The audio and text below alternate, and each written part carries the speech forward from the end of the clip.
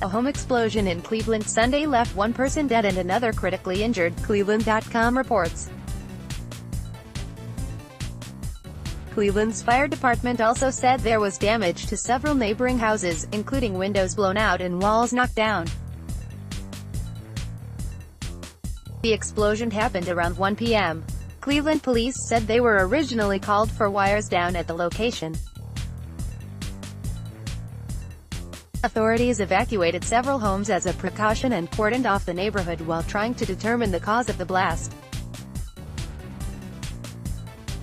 Cleveland News 5 reported a gas odor in the neighborhood when its TV crew arrived on the scene. Photos of the aftermath from Cleveland fire show debris thrown all around the area. "I heard a big boom," neighbor Tara Market told Cleveland News 5. "We thought it was like an airplane, the way it hit and the way it shook. All the windows and everything crashed and everything shot off the dressers," said Sanithwa Beckham. USA home explosion in Cleveland Sunday left one person dead and another critically injured, Cleveland.com reports.